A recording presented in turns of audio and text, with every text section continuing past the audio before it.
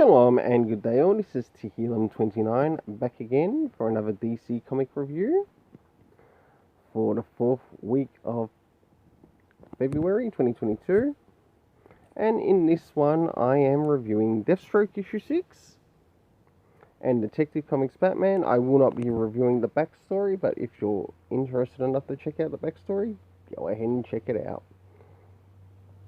So jumping into the first one that I'll be reviewing, and that will be Deathstroke Incorporated. And first things first, does this cover in any way, shape or form connect to something that's happening inside of the story? Sure enough it does, to which I give it a 7 out of 10. I'll now move to showing some of the internal art, as well as showing some of the things that are happening story-wise. We'll get to see some of the things around the beginning, and of course the middle, and last but not least the end. So moving into the beginning of the art, we have Black Canary working on making her escape out of what's presently happened with Deathstroke.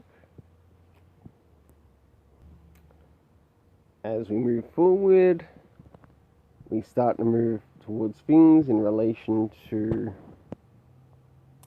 her going to the Justice League, and of course we have that terrible creation of Brian Michael Bendis there, Naomi.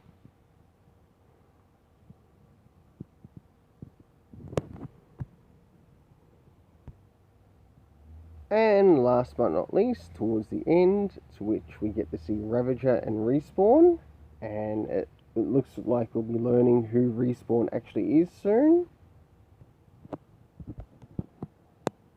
Alright, for the internal art, I gave it a 6.5 out of 10, as in some areas it felt like it was a little bit rushed.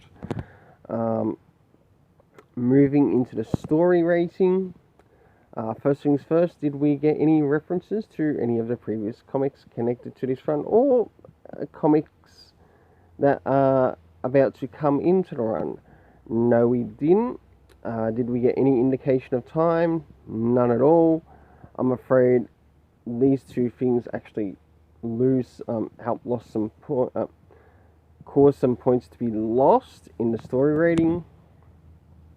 Moving into the locations, we had the Hall of Justice, we also had Zandia. The cast of characters consisting of Deathstroke, Black Canary, the Justice League. We also had some members of Justice League Dark in there, which I thought was really nice.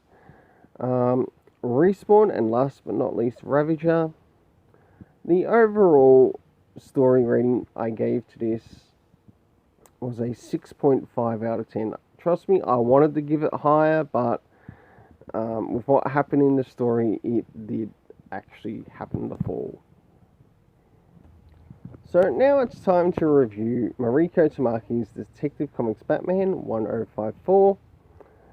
Starting off with first things first, do these cover in any way, shape or form connect to something that's happening inside of a story?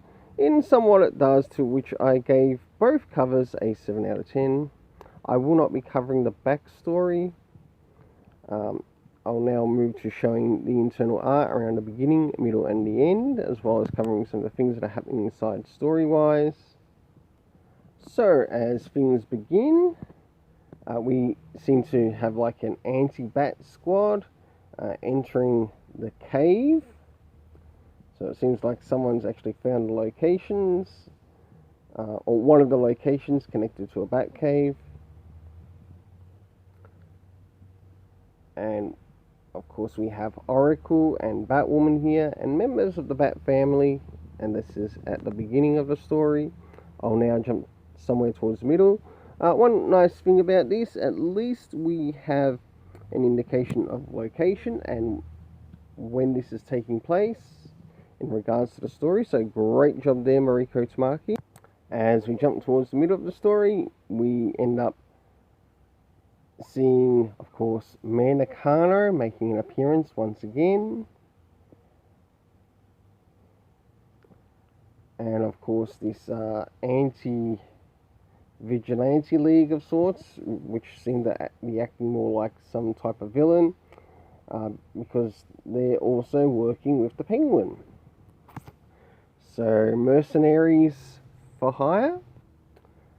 Last but not least, up towards the end, to which in this part of the story, we have also learnt that Psycho Pirate's influence has actually dropped, and things are going a little bit shite crazy.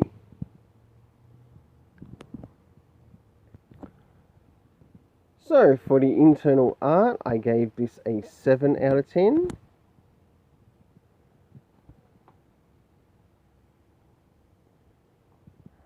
But now it's time to move on to the story. For the story, did we get any comic references to any of the previous comics? Of any information that might be important to what is presently happening in the story?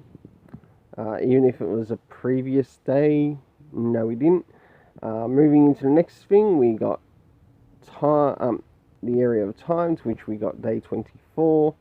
The locations that played out in this were, of course, Gotham City, the Cave, and last but not least, the Arkham Tower.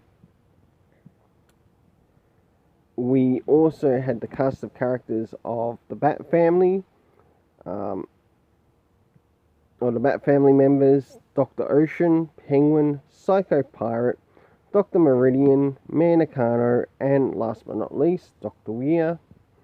To which I ended up giving an overall story rating of 6.5 out of 10.